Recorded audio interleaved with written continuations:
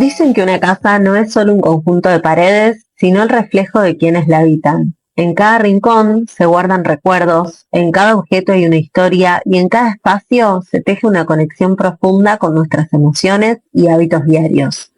Bienvenidos a Historia de un Hogar, un podcast donde exploramos el alma de los espacios. Acá no hablamos solo de arquitectura y diseño, sino de cómo los lugares en los que vivimos influyen en nuestro bienestar, en nuestra energía y en nuestra forma de habitar el mundo. En cada episodio vamos a descubrir historias de hogares reales, las decisiones que lo construyeron, los desafíos que enfrentaron y la vida que hoy los llena de significado. También vamos a hablar de emociones, hábitos y pequeñas acciones que transforman cualquier casa en un verdadero refugio, porque nuestro hogar no solo nos contiene, también nos transforma. Soy Flor y te invito a descubrir juntos la historia detrás de cada hogar. Casas que te enseñan a poner los pies en la tierra, casas que te enseñan a moverte rápido, casas que te enseñan a esconderte y casas que sin saberlo te enseñan a respirar. Nunca pensamos en la casa como un maestro, pero en realidad lo es. El hogar nos va moldeando, casi en silencio, todos los días. Bienvenidos a lo que es la segunda temporada del podcast Hogar en Bienestar. Es el segundo año grabando este podcast y bueno, los que estuvieron siguiendo, el año pasado estuve hablando únicamente en entrevistas, entrevistando a personas y las historias con sus hogares, las emociones y los hábitos y todo lo que tienen en su casa. Y decidí que esta temporada voy a estar hablando un poco más, aparte de las historias, voy a estar hablando más de neuroarquitectura, que es realmente lo que me encanta, me apasiona.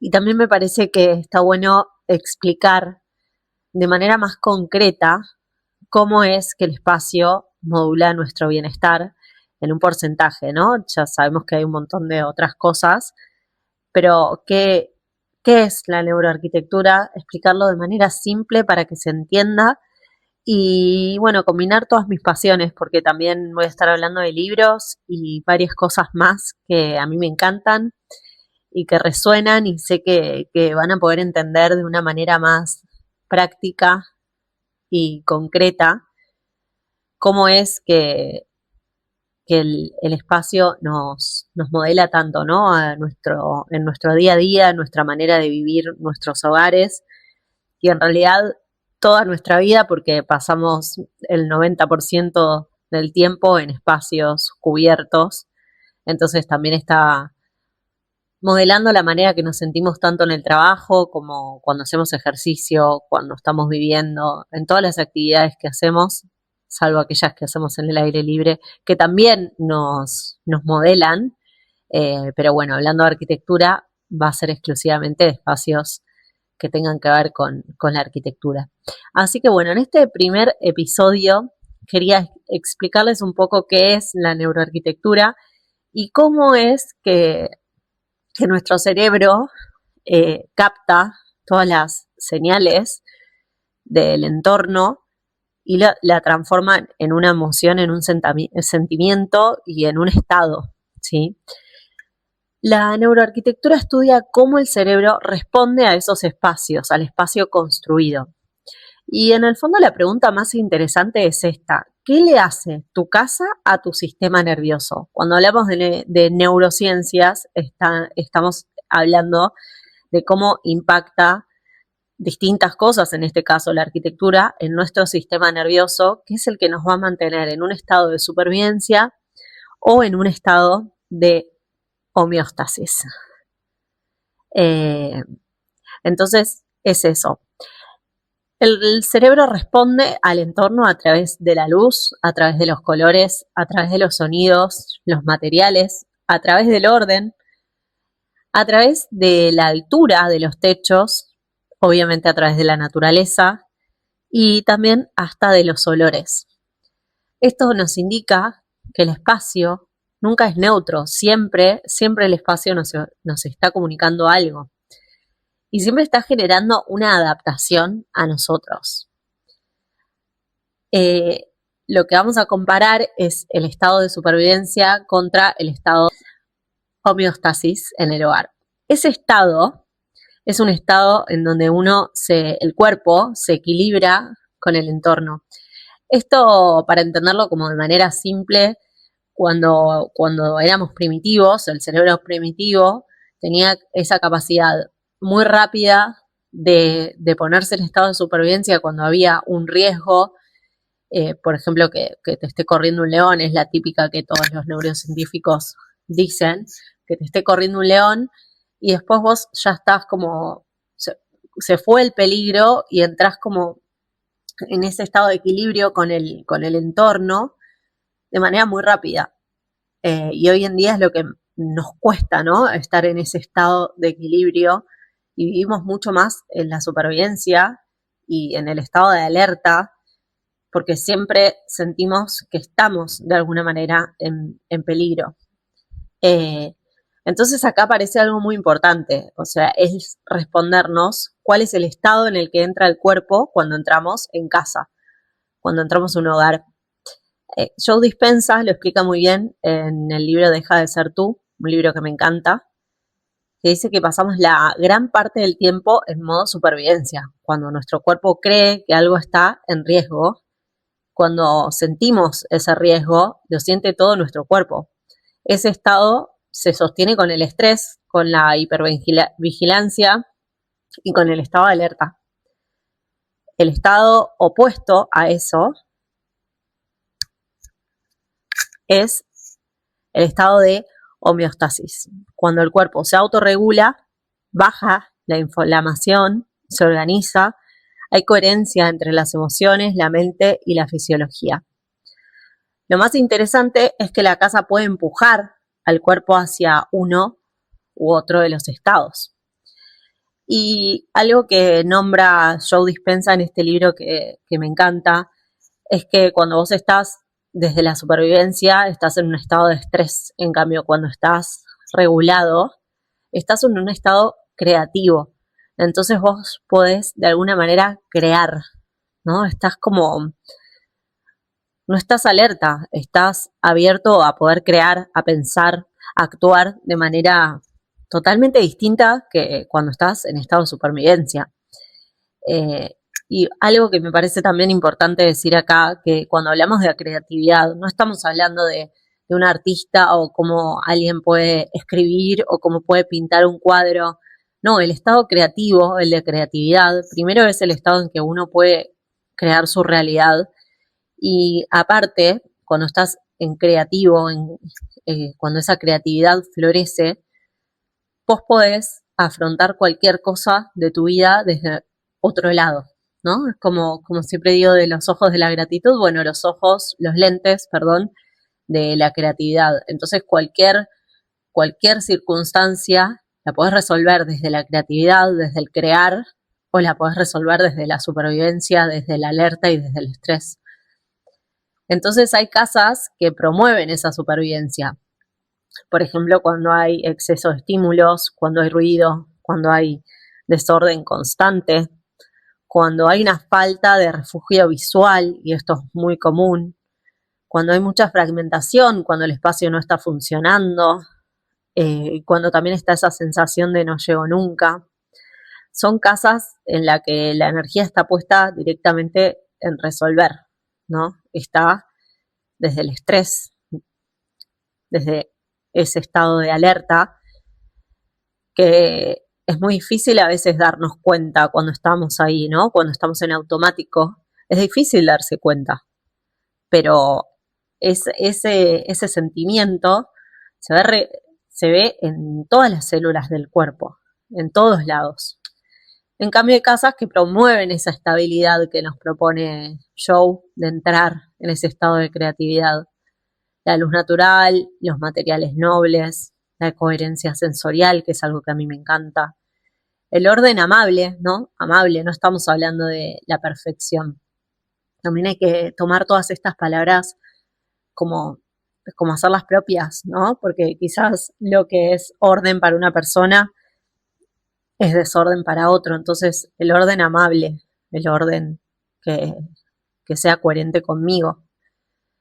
la naturaleza también en pequeñas dosis, rincones que invitan a pausas. Esto tan importante que hoy no tenemos, esas pausas, esos momentos para simplemente ser. Si tu casa te mantiene en supervivencia, vivís desde la urgencia. Si tu casa te lleva a la estabilidad, vivís desde la posibilidad. Y todo esto es algo que no hay, perdón, no hay algo no hay un principio de neuroarquitectura que diga, bueno, que se hable de hábitos, pero para mí, esto es como con experiencia propia. Cuando empecé a estudiar neuroarquitectura me di cuenta que había un montón de hábitos que pude ir incorporando porque el mismo estudio de la neuroarquitectura, de cómo estaba funcionando mi casa, qué emociones estaba teniendo yo en mi casa, me hicieron crear nuevos hábitos que son hábitos de bienestar. Entonces, la casa también moldea esos hábitos. Por ejemplo, si tu casa no tiene un lugar para leer, probablemente no leas. Si tu dormitorio se parece a una oficina, probablemente no duermas. Si tu cocina no te invita a cocinar, probablemente no cocines y vayas por pedir comida. No es una falta de voluntad, es falta de espacio. Los hábitos no viven en la agenda, viven en el entorno. Entonces, lo que les quería dejar hoy es como unas preguntas que se pueden hacer para integrar este conocimiento y entender qué es lo que cada uno su casa les está dejando. Y me parece también que está bueno hacerlo, en particular yo me dedico a casas, pero me parece que también está bueno hablar del espacio donde uno trabaja, ¿no? Porque pasa muchas más horas que en casa. Les dejo algunas preguntas para integrar, para que puedan contestar. Las voy a dejar también en el podcast para que después las puedan ver escritas. Entonces, te invito a preguntarte, primero, ¿qué te enseñó la casa donde creciste? Acá podemos tomar cualquier casa de las que hayamos vivido cuando éramos chicos y tratar de recordar, ¿no? ¿Qué nos dio cada una de las casas en las que vivimos? Que seguramente esas memorias las tienen porque son memorias que no se borran. Las memorias en los espacios creo que son de las más fáciles de recordar, ¿no? O, no sé, por ejemplo, cuando estabas en la casa de alguno de tus abuelos. Yo creo que a mí me pasa particularmente, quizás porque soy arquitecta o quizás no le pasa a muchas personas, que recuerdo cómo es la distribución de casas, que quizás fui 2 o 3 veces, pero no sé, por algún motivo la pasé muy bien y tengo como esos recuerdos y esas memorias y bueno, como hacer un listado de las casas en las que uno vivió cosas y ver qué te enseñó. Y después una muy poderosa que tiene que ver con la actualidad. ¿Qué te enseña la casa donde vivís ahora? Y algo que me parece muy bueno aclarar también es qué te enseña ahora, ¿no? Tu casa. O sea, la casa que vivís ahora, pero ahora, este año, en este momento. Porque las casas son organismos vivos y nosotros tenemos que ir creciendo con nuestra casa en el sentido de que a veces necesitas algo y otras veces necesitas otra cosa totalmente distinta. Por ejemplo, a mí en particular, con esto de si tu dormitorio parece una oficina, en algún momento yo necesité tener el escritorio ahí porque me era funcional hasta que dejó de serlo. Entonces, también entender que uno como arquitecto, como neuroarquitecto, podés hacer una bajada de línea de decir, bueno, no te conviene dormir en el lugar que trabajás, pero si a vos te es funcional por algo, tampoco vamos a juzgar eso. Otra de las preguntas es, ¿qué emoción aparece cuando abrís la puerta de tu casa?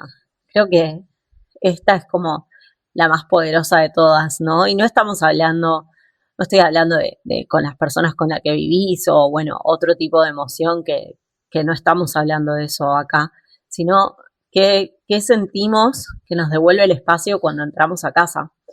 El hogar tiene que ser un refugio. Si entramos y esas emociones no aparecen y quizás aparecen otras, siempre hablando del espacio en sí, de lo que nos brinda la arquitectura del lugar, bueno, está bueno trabajar sobre eso para ver qué es lo que sucede. Después, otra pregunta es qué hábito tu casa sostiene, qué hábito tu casa sabotea. Entonces, ahí lo que me resulta más interesante es, bueno, por ejemplo, si vos querés trabajar en el hábito de fortalecer o comenzar a hacer de la lectura un hábito, bueno, ¿qué podemos hacer desde la arquitectura para que esto sea más fácil, para que te ayude a fomentar y a arraigar ese hábito? Y bueno, por supuesto que Estado te invita a habitar, ¿sí? Desde la supervivencia y el estrés o desde la armonía y la creatividad. Estas preguntas son más potentes de lo que parecen porque la casa es un espejo de un estado interno, entonces quizás a través de la casa, que creo que esto pasa muchísimo, empezamos a tener como un autoconocimiento y entender cuándo necesitamos un cambio, de alguna manera, ¿no? Eh, entonces, en realidad la casa habla muchísimo más de lo que nosotros pensamos que habla, de nuestro estado interno, de nuestra capacidad de crear, de nuestro estrés. Es muy profundo. Como cierre, les quiero decir que la casa puede enseñarte a sobrevivir o enseñarte a crear. Cuando un hogar te baja el estrés, la persona sube, se expande. Y el espacio también está educando, porque nosotros podemos tener ganas de fomentar distintos hábitos que si no lo apoyamos desde todas las maneras que sabemos para fomentar un hábito, pero desde el espacio hay algo que nos está impidiendo, va a ser muy difícil que el hábito se fortalezca, se arraiga. Y si hay algo que aprendí como arquitecta es esto, cuando cambias la casa, cambia la persona, y cuando cambia la persona, la casa vuelve a cambiar, porque es viva y estamos todo el tiempo necesitando adaptarnos también a nosotros mismos y a nuestra manera de ser de este momento y a lo que necesitamos para ahora. Así que te invito a que la próxima vez que entres a tu hogar, probá a mirarlo con esa curiosidad y preguntarte, ¿qué está educando en mí? Y la verdad es que me encantaría que me cuentes de qué manera sentís o estás viendo hoy tu casa, porque me encanta hablar de estos temas. Así que bueno, muchas gracias por escucharnos y por escucharme. Y el próximo capítulo va a ser de una historia de nuevo, una historia de un hogar, porque a través de las historias siempre vamos aprendiendo cosas nuevas que me parecen súper enriquecedoras. Muchas gracias.